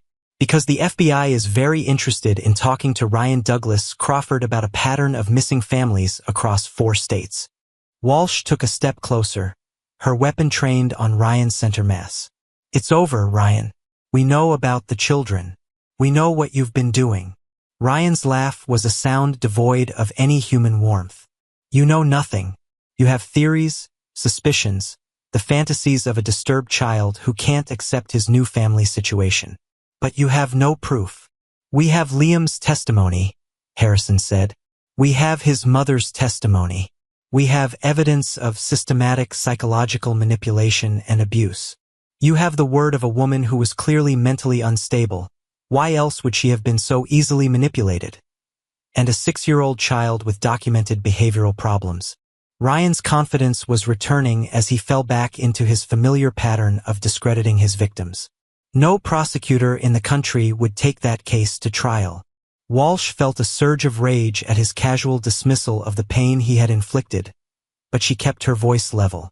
Maybe not, but the families of Michael Collins, Sarah Davidson, and Kevin Foster are going to be very interested in hearing from you, as will the federal agents who are already en route to investigate a multi-state pattern of child trafficking. The words hit Ryan like physical blows. His carefully maintained composure shattered completely, and for the first time they saw the monster that had terrorized Liam Parker. Those children are better off with me than they were with their pathetic mothers, he snarled. Do you have any idea what kind of lives they were living? Chaos, instability, emotional neglect disguised as permissive parenting. I gave them structure, discipline, purpose. Where are they, Ryan? Walsh demanded. Where are Michael and Sarah and Kevin? Ryan's smile was cold and triumphant. Somewhere you'll never find them. Somewhere they're learning to be useful, productive members of society instead of the undisciplined brats their mothers were raising. The implication was clear and horrifying. Ryan wasn't just a manipulator or even a killer. He was trafficking the children he stole, selling them to others who shared his twisted worldview. It doesn't matter, Ryan continued, his voice taking on the smooth, hypnotic quality he had used to manipulate so many victims. You can't prove anything, and by the time your federal friends arrive, I'll be long gone, along with what's mine. He glanced toward the crisis center, and Walsh realized with horror that he still believed he could claim Liam. The boy belongs with me, Ryan said, his eyes taking on the flat, predatory stare that had haunted Liam's nightmares. His mother proved herself unfit when she chose to betray her own family. The child needs proper guidance, proper structure. I can provide that. Over my dead body, a new voice said from behind them. Walsh spun around to see Amanda Parker emerging from a patrol car that had just pulled up to the curb. Her face was pale but determined, and she moved with the fierce purpose of a mother protecting her young. Amanda, stay back, Harrison called, but she ignored him, walking directly toward Ryan with no regard for her own safety. You don't get to call my son the boy anymore, she said, her voice carrying a strength that Walsh had never heard from her before. You don't get to claim him or structure him or improve him. He's not yours. He was never yours. Ryan's mask slipped further, revealing the rage beneath. You stupid woman. Do you have any idea what I could have given you? What I could have made you into? I took a broken single mother and turned her into part of a functional family unit, and this is how you repay me. Functional. Amanda's laugh held genuine amusement despite the circumstances. Ryan, you isolated my son from everything and everyone he loved. You tried to convince me that his fear and trauma were behavioral problems. You made him so terrified that he chose to live on a school bus rather than come home. That's not functional, that's sick. Walsh watched in fascination as Amanda's words seemed to hit Ryan harder than any physical blow could have. For the first time in their encounter, he appeared genuinely rattled. I gave him discipline, Ryan insisted. I gave him structure and boundaries and consequences for his actions. That's what children need. Not the chaotic permissiveness you were. What children need, Amanda interrupted, is love. Unconditional, protective, nurturing love. And that's something you're not capable of understanding, let alone providing. Ryan's face contorted with fury. Love is weakness. Love is chaos. Love is what creates undisciplined, dysfunctional children who grow up to be burdens on society. I was fixing that. I was fixing all of you. By terrorizing a 6-year-old child? Margaret O'Sullivan's voice cut through the night air as she approached from the opposite direction, flanked by 2 patrol officers who had apparently decided that backup was more important than keeping witnesses at a safe distance. Ryan turned to stare at the school bus driver, and Walsh could see genuine confusion in his eyes. Margaret O'Sullivan did not fit into any of the categories he had created for people. She was neither a victim to be manipulated nor an authority figure to be deceived. You have no place in this conversation, Ryan said dismissively. This is a family matter. Margaret walked directly up to him, stopping just outside arm's reach. Despite being several inches shorter and 30 years older, she somehow managed to project an authority that made Ryan take an involuntary step backward. That child trusted me enough to tell me his truth, she said quietly. He showed me his pictures, shared his fears, and asked me to keep him safe. That makes it my business. The fantasies of a disturbed child. Stop. Margaret's voice cracked like a whip. Just stop. We've all heard your script, Ryan. We know how you twist everything around to make your victims look crazy and yourself look reasonable. But we've seen through it now. All of us. Ryan looked around the circle of faces surrounding him.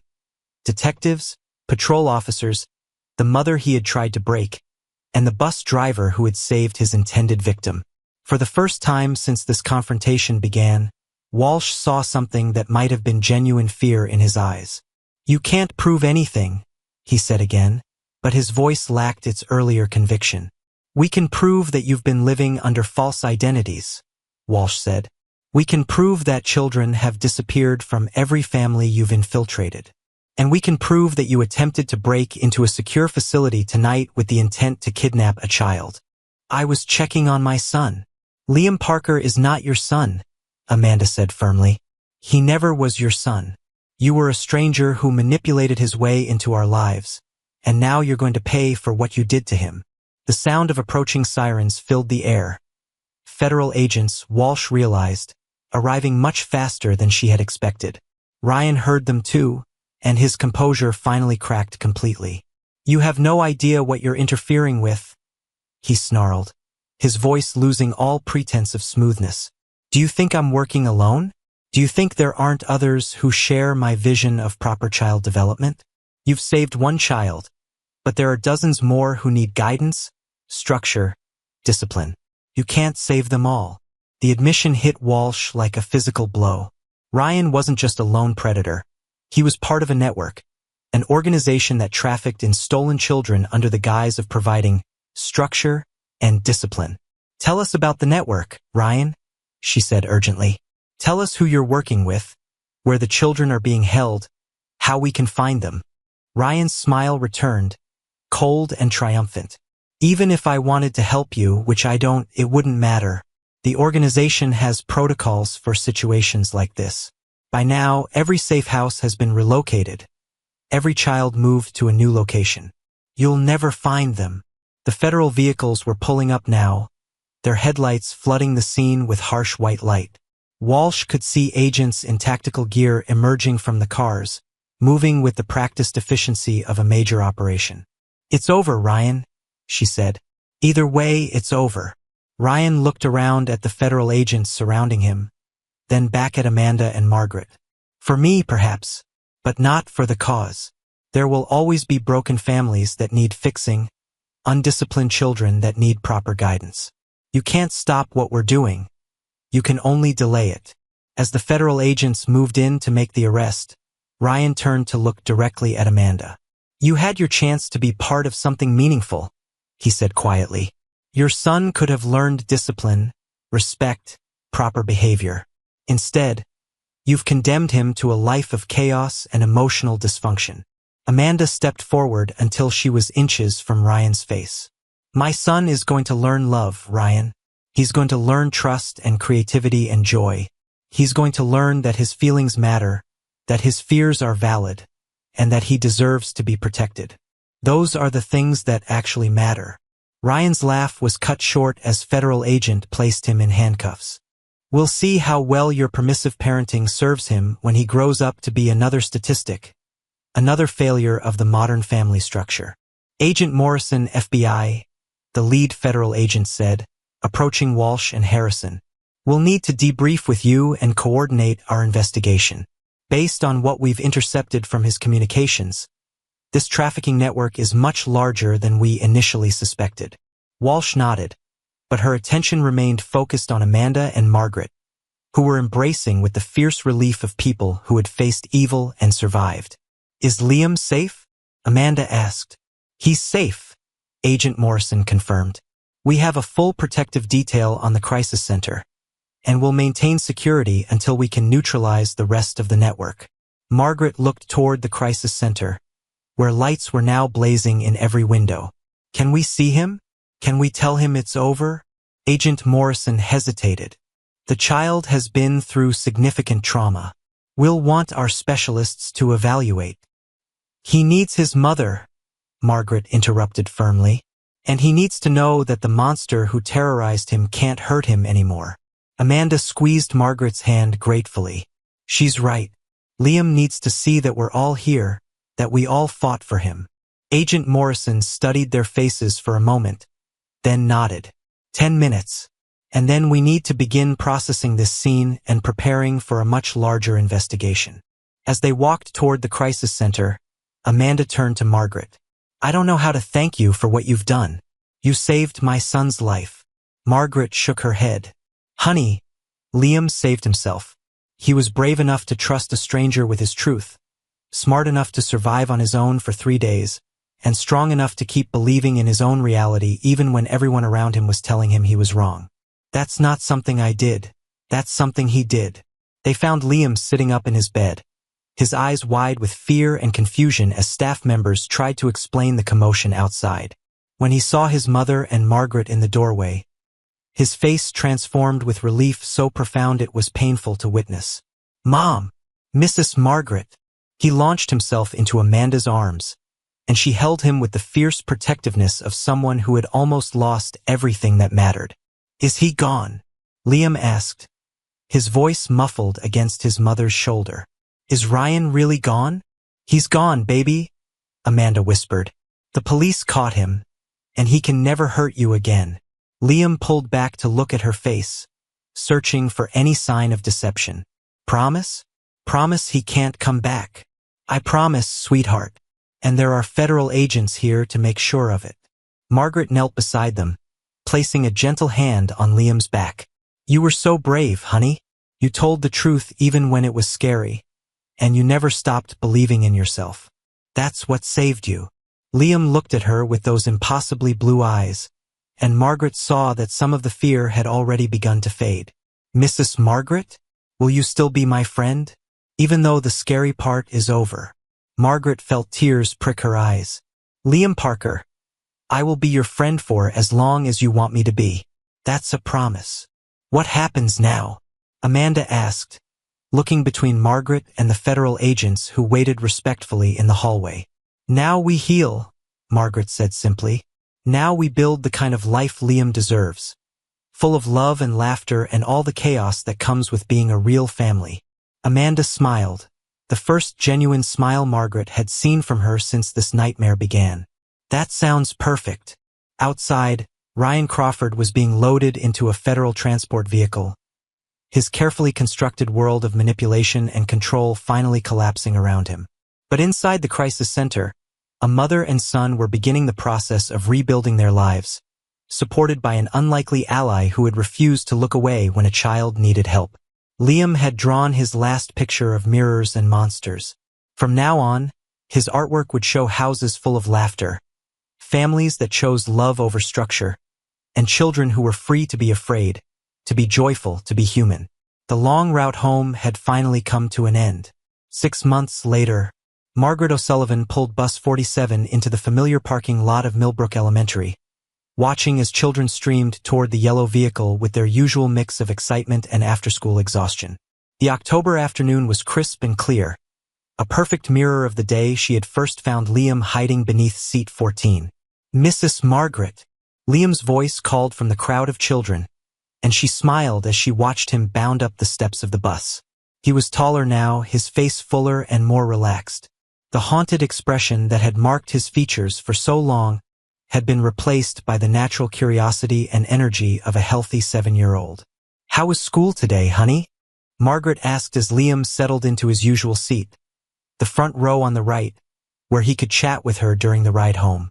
"We had art class, and I drew a picture of our new house," Liam said, pulling a folded paper from his backpack. "Want to see?" Margaret examined the drawing as other children boarded the bus. It showed a modest 2-story house with a red door, surrounded by trees and a garden. In the front yard, stick figures of a woman, a child, and a golden retriever played together under a smiling sun. In one corner of the page, an older woman with gray hair sat on the front porch, drinking coffee and smiling. "Is that me on the porch?" Margaret asked, touched by her inclusion in Liam's vision of home. "Of course. You have Sunday dinner with us every week," Liam said matter-of-factly. "You're part of our family now." It was true. In the months since Ryan's arrest, Margaret had become an integral part of the Parker household. She helped with homework, attended school plays, and had even assisted Amanda in choosing their new golden retriever puppy, Max Jr., as Liam had insisted on naming him. "How's your mom doing with the new job?" Margaret asked as she pulled the bus out of the parking lot and began their route through Millbrook. "Really good. She says she likes working at the library because it's quiet and peaceful, and she gets to help people find books they'll love." Liam's face grew thoughtful. "She's been singing again, Mrs. Margaret. In the mornings when she makes breakfast just like she used to before Ryan." Margaret felt the familiar surge of protective anger at the mention of Ryan's name, but it was tempered now by the knowledge that he could never hurt Liam again. The federal investigation had uncovered a trafficking network spanning 12 states, and Ryan Crawford was facing life in prison without the possibility of parole. More importantly, they had recovered 8 of the missing children, including Michael Collins, who was now safely reunited with his father. "That's wonderful, honey. Your house should be full of singing and laughter." "It is now," Liam said with the satisfaction of someone who had reclaimed something precious. "And Mrs. Margaret? I haven't had any scary dreams about mirrors in 3 whole months." Margaret's heart swelled with pride and relief. The therapy sessions with Dr. Patricia Williams, a specialist in childhood trauma, had been difficult but transformative. Liam had learned to process his experiences, to understand that the fear he had felt was real and valid, and most importantly, to trust his own perceptions again. "That's because you're safe now, sweetheart. Really, truly safe." As the bus approached the Parkers' new neighborhood, a tree-lined street where children played in front yards and neighbors actually knew each other's names, Margaret reflected on how much had changed in 6 months. Amanda had found her strength again, building a life based on love and trust rather than fear and control. Liam was thriving in his new school, making friends and participating in activities that Ryan would never have permitted. And Margaret herself had found a new purpose. She had begun volunteering with the Children's Crisis Center, using her experience with Liam to help other young victims of abuse learn to trust again. It was heartbreaking work, but also deeply rewarding. "Mrs. Margaret?" Liam's voice broke into her reverie. "Yes, honey? Thank you for believing me. Even when it was hard to understand, even when it sounded crazy, you believed me." Margaret felt tears prick her eyes as she pulled the bus to a stop in front of the Parkers' new house.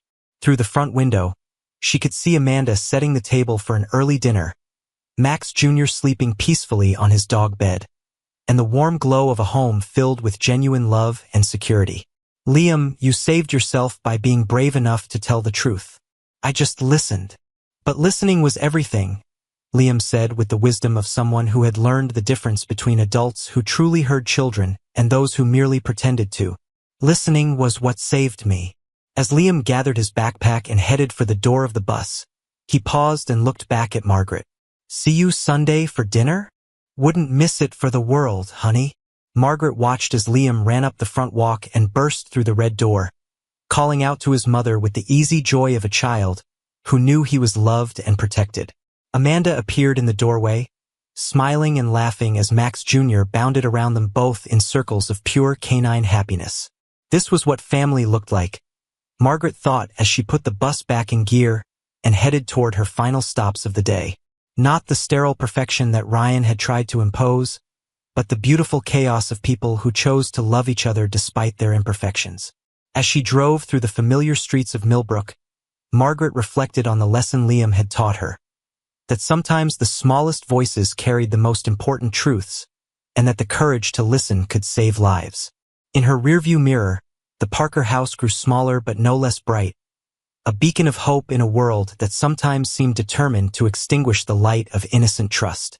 The long route home had led them all exactly where they needed to be, and for the first time in years, Margaret O'Sullivan knew with absolute certainty that she was exactly where she belonged, protecting the children who rode her bus, listening to their stories, and believing in their truth even when the rest of the world seemed determined to look away.